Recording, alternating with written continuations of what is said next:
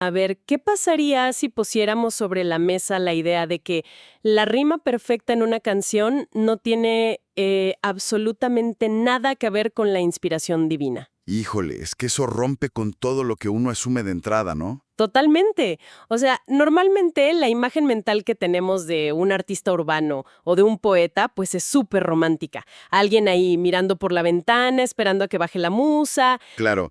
O simplemente lanzando palabras al aire y jugando a ver qué rima de casualidad. Ajá. Pero, ¿qué pensarían quienes estudian esto si supieran que el cuerpo humano reacciona físicamente a una simple vocal, experimentando tensión o relajación fracciones de segundo antes de que el cerebro siquiera logre entender el significado de la palabra? Pues que la escritura deja de ser un evento místico y se vuelve, no sé, casi una ciencia exacta. Y esa es la trampa narrativa en la que cae la mayoría, ¿sabes? Sí, sí. Se percibe la escritura como un evento incontrolable, donde la técnica pasa a un segundo plano, o se asume que alguien simplemente nace con el don del ritmo. Pues los documentos que tenemos sobre la mesa hoy para este análisis a fondo, la verdad, patean ese tablero por completo. Estoy muy emocionada de entrarle a este tema porque está cañón. Es que vamos a deconstruir esa visión romántica, o sea, la vamos a reconstruir como ingeniería pura. Exacto. Nos vamos a clavar de lleno en lo que se conoce como la rueda fonética Silence.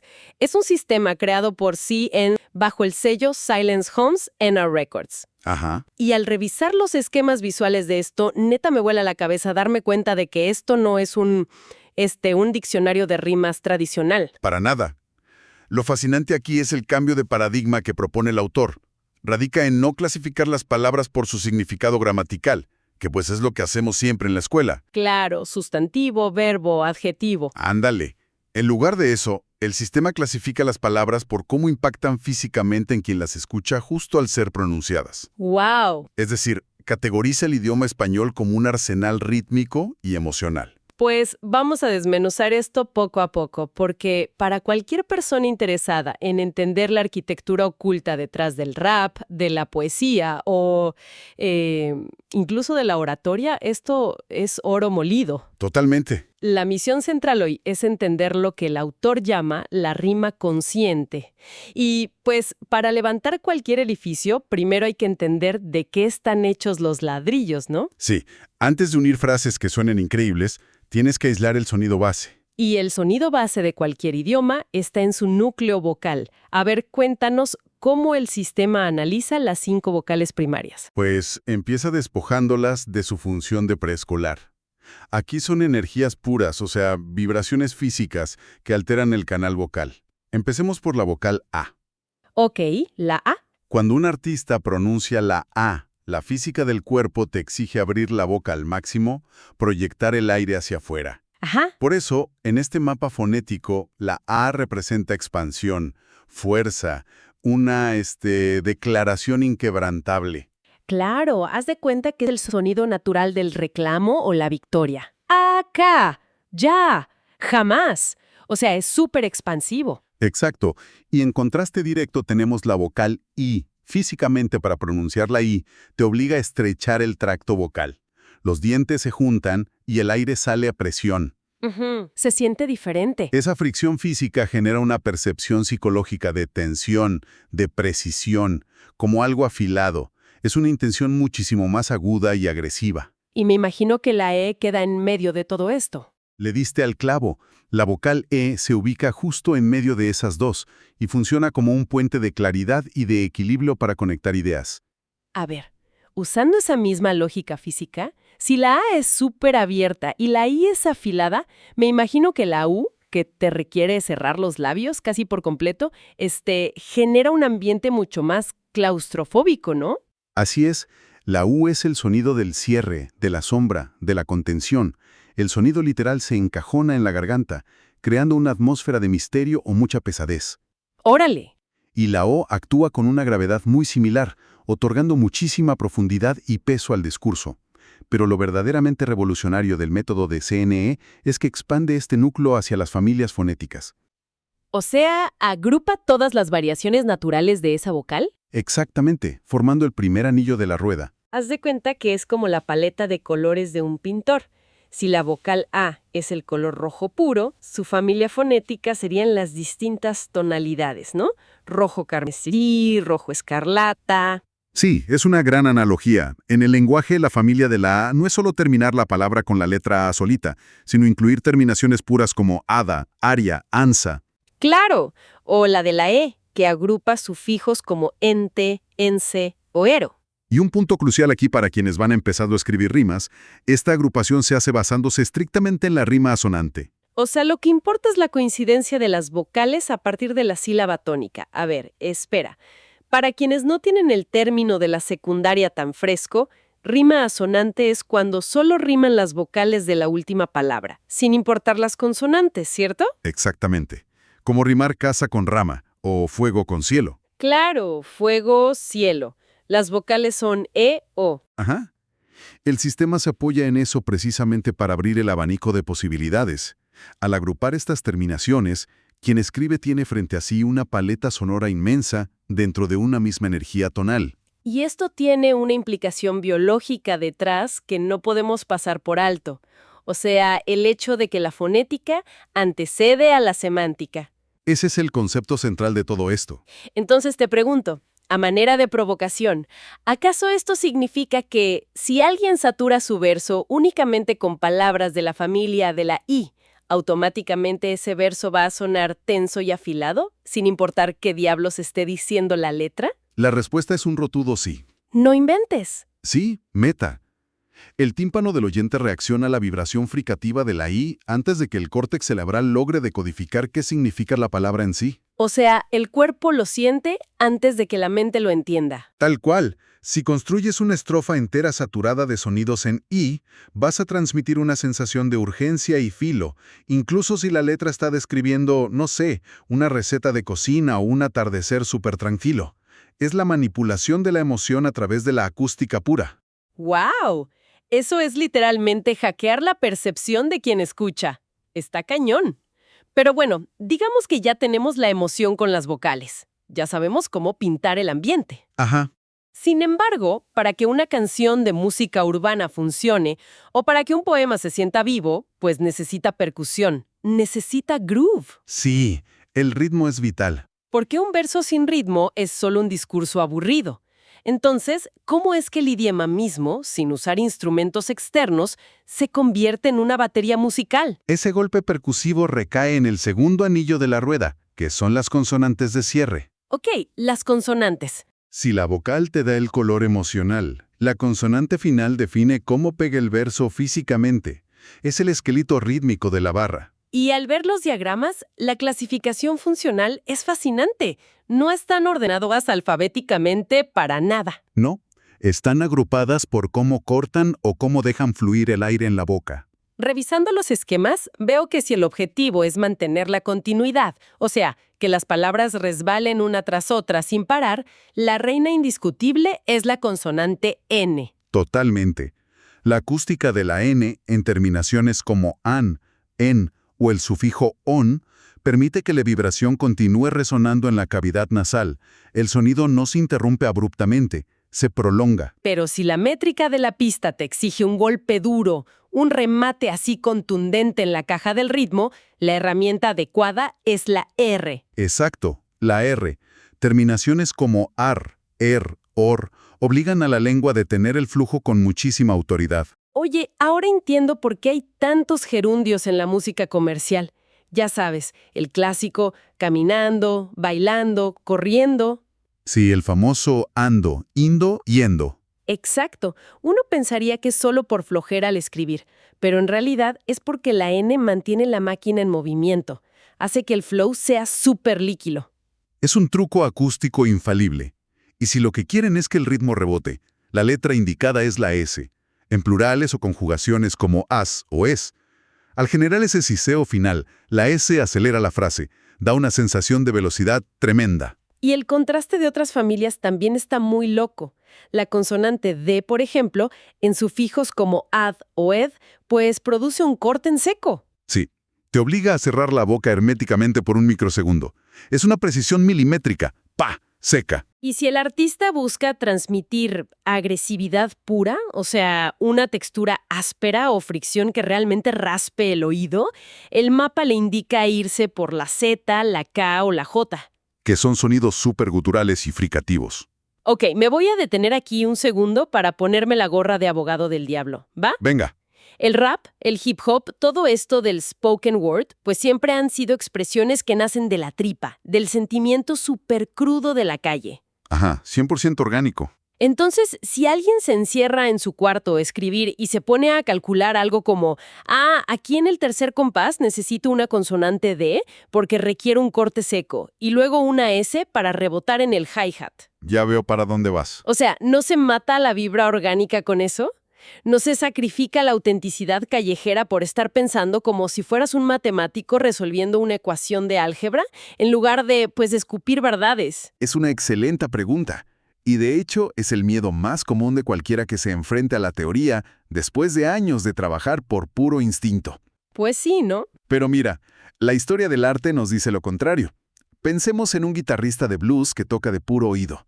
Suena increíble, claro, pero cuando quiere evocar una melancolía muy específica en una composición nueva, tiene que probar 20 acordes y frustrarse hasta que sus dedos tropiezan con el correcto. Se basa en la suerte y en el ensayo y error. Exactamente.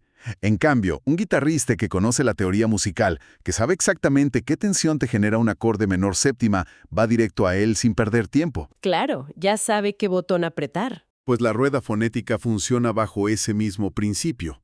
Conocer que la D corta en seco y la N fluye le permite al artista invertir el 100% de su energía mental en qué decir, qué historia contar, mientras la sistematización ya le resolvió el cómo hacerlo sonar impecable. O sea, no es convertirse en un robot. Para nada. Es pasar del instinto crudo al dominio absoluto del instrumento, que en este caso pues es el vocabulario español. O sea, construyes la pista de aterrizaje perfecta para que el avión de la inspiración no se estrelle contra el piso. Me encanta esa forma de verlo. Es una herramienta de liberación, no de restricción. Va, recapitulando hasta aquí.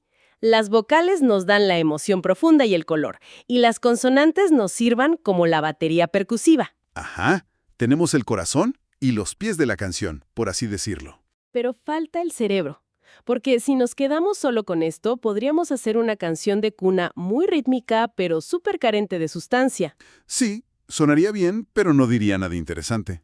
Entonces, ¿cómo pasamos de hacer una rima básica y funcional a lograr una escritura profunda, densa y compleja? Ahí es donde entra el tercer anillo, el terreno de los sufijos de poder. Sufijos de poder. Suena como a superhéroes. Un poco sí, porque estas terminaciones o modificaciones que se le añaden al final de la palabra, haz de cuenta que inyectan una densidad semántica inmediata. Como magia, elevan el coeficiente intelectual del verso en una sola sílaba. Sí, al revisar las fuentes es súper interesante ver cómo agrupan terminaciones súper cotidianas por el efecto psicológico que causan. Exacto. Por ejemplo, las terminaciones en sion o sion. El manual las define como inyectoras de concepto o densidad intelectual. Pasas de una acción a un concepto abstracto. Claro, y también destacan sufijos como el mente, que toma un simple adjetivo y le otorga una expansión lógica, convirtiéndolo en un adverbio mucho más analítico. O el poderío del sufijo ismo. Ese tiene la capacidad de enmarcar cualquier palabra superordinaria dentro de una ideología, un sistema de creencias o una estructura social completa. Pues mira, para que la gente que nos escucha se lleve algo súper práctico y no solo pura teoría al aire, vamos a armar un ejercicio aquí mismo. Un reto de escritura mental usando estos sufijos de poder paso a paso. Me parece perfecto. La mejor forma de comprobar esto es ver cómo una terminación altera todo el peso específico del mensaje. Bien, imaginemos que quiero escribir una barra sobre la vida difícil en el barrio. Algo típico, el clásico relato sin mucha complejidad. Ok, dale. El paso 1 sería usar rimas asonantes súper básicas. Yo podría decir algo como, salgo para el callejón y llamo mucho la atención. A ver, suena rítmico, rima bien, pero está vacío. Sí, suena a que no le eché ganas. El problema ahí no es el tema de la calle, sino la falta de peso en la terminación. Entonces, apliquemos el paso 2 del ejercicio. usar los sufijos de poder para crear contraste y elevar el discurso. Va. Tomemos esa misma idea y usemos la terminación ción para crear densidad conceptual. Por ejemplo, usemos condición y visión. Ok, condición y visión. Y luego vamos a chocar esas palabras contra un concepto ideológico fuerte usando el sufijo ismo. A ver, entonces si choco condición y visión con palabras pesadas como, digamos, conformismo o mecanismo, podríamos armar algo como A ver, constrúyelo. superar la actual condición requiere tener nueva visión para romper este mecanismo que te encierra en su conformismo. Neta, el salto de calidad es brutal. ¿Ya ves? La arquitectura detrás de lo que acabas de hacer es fascinante. Al enlazar esos sufijos en lugar de callejón y atención, el nivel del discurso muta de inmediato. 100%. El artista deja de ser alguien que solo relata anécdotas cotidianas sobre su calle y se convierte en alguien que diagnostica un problema sistémico. Le diste muchísima profundidad intelectual a la métrica simplemente eligiendo las piezas correctas del arsenal de la rueda. Es como magia fonética. Le pones traje y corbata a las palabras, pero sin que pierdan el código de la calle. Exactamente. Ahora bien, tener todas estas piezas sueltas, las vocales de emoción, las consonantes de cierre para el ritmo, los sufijos de poder, pues es como tener ladrillos, varillas y cemento ahí tirados en el piso, ¿no? Sí, por separado se ven muy bien, pero nadie puede vivir en un montón de ladrillos. Hay que ensamblarlos para construir la casa. Y de eso trata el cuarto anillo, las dinámicas de flujo. Que son las rutas por las que el artista mueve la energía a través de un verso completo. Este es el nivel de maestría absoluta de todo el sistema de Silence. Porque el análisis demuestra que las palabras no son entes estáticos, sino que viajan en secuencias muy específicas. Y existen 4 movimientos principales que dirigen cómo se siente la canción a nivel micro, ¿verdad? Así es. El primero de ellos es el flujo lineal o armónico. Que sería viajar progresivamente a lo largo de las energías de las vocales. Digamos, pasar de la A a la E, luego a la I, en ese orden. Exacto. Y la razón por la que este flujo es tan efectivo es porque replica el principio de la evolución natural y la progresión acústica en nuestra cabeza. Ajá. El cerebro humano adora el orden. Es la estructura ideal para narrar historias porque el oyente percibe un inicio, un desarrollo y un desenlace, simplemente por cómo se ve estrechando el sonido en la boca del artista. Órale. Y luego tenemos el flujo técnico. Me imagino que aquí la estrategia es inversa, ¿no? Se mantiene uno clavado en una sola vocal, manteniendo la misma energía base, pero se alteran las terminaciones consonánticas o los sufijos. Es correcto. Por ejemplo, rimar palabras como canción, visión, y luego brincar a precisión. Pura I y O. El flujo técnico es súper hipnótico. La ciencia detrás de esto es que crea un bucle acústico. Al no soltar la vocal central, mantienes a quien escucha atrapado en una misma atmósfera emocional todo el tiempo. Claro, es el recurso clásico para demostrar habilidad pura en el rapeo multisilábico y todo eso. Sí, los que rapean súper rápido aman ese flujo. Luego, en el espectro totalmente opuesto está el flujo caótico controlado. Este implica dar saltos erráticos y muy bruscos entre zonas completamente distintas del espectro sonoro. ¿Y por qué querría alguien sonar caótico a propósito? Ah, claro. Me imagino que porque imita la imprevisibilidad del entorno, ¿no? Exacto. Mantienes al oyente fuera de balance, a la expectativa de qué sigue. Debe ser dificilísimo de ejecutar sin sonar a que simplemente te equivocaste de sílaba. Es el más riesgoso, sin duda, pero genera firmas acústicas muy originales. Ahora, el movimiento que realmente consolida todo el sistema de rima consciente es el flujo de contraste. El contraste. Y para entender cómo se siente esto físicamente, tenemos que revisar el ejemplo específico que propone la fuente documental de CN. A ver, lo tengo aquí. El punto de partida de este verso de análisis de flujo dice así. He notado que cantando el pasado deja de ser tan pesado. Bueno, si desarmamos esa línea usando las reglas del sistema que acabamos de ver, notamos que la vocal dominante en toda la secuencia es la A. Notado, cantando, pasado, pesado. Pura letra A. Esa es, como establecimos en el primer anillo, la energía primaria de la expansión y la relajación total de la mandíbula. Sí. Y a nivel de consonantes rítmicas, tenemos la N en cantando, que deja que el aire fluya nasalmente. Y las terminaciones súper suaves en ado. O sea, toda esa barra transmite una vibra de liberación absoluta. Se siente muy orgánico, muy abierto, literal como si el pecho descansara y sacaras el aire. Pero luego el artista ejecuta un salto de flujo espectacular, un contraste directo. La barra remata de golpe con por no decidir, no elegir. ¡Pum! Pasamos violentamente del dominio expansivo y relajado de la A al dominio absoluto y tenso de la I, en decidir y elegir. Y fíjate que el contraste no se limita a la pura vocal. Pasamos de la suavidad que te otorgaban la N y la D en la primera parte al corte seco, cortante y muy frictivo de la consonante R al final de ambos infinitivos. Decidir, elegir. ¡Wow! ¿Y cómo se traduce eso para quien trae los audífonos puestos en el camión? Es que, neta, la simple lectura de ese cambio se siente en el ritmo cardíaco. Se altera. Ir de esa A expansiva resbalando suavemente con el lado y chocar de frente contra esa I afilada que te raspa con la R. Haz de cuenta que es como ir manejando en una autopista súper libre a 120 por hora con la ventana abajo y de repente tener que pisar el freno a fondo haciendo rechinar las llantas para no salirte en una curva cerrada. Es una imagen perfecta. Es súper agresivo, te saca de tu zona de confort, despierta a la audiencia y lo más impactante de todo es que quien escribió esto diseñó esa sensación de frenazo y de vértigo usando exclusivamente sílabas. O sea, no usó bajos, ni sintetizadores, ni guitarras eléctricas. Es puro lenguaje. Es como ser el director de una película de acción que controla los picos de adrenalina del espectador, pero orquestando las vocales. Y esa es la confirmación definitiva de que la rueda fonética transforma a un simple escritor, digamos alguien que solo junta palabras, en un verdadero arquitecto de la acústica humana. ¡Qué locura!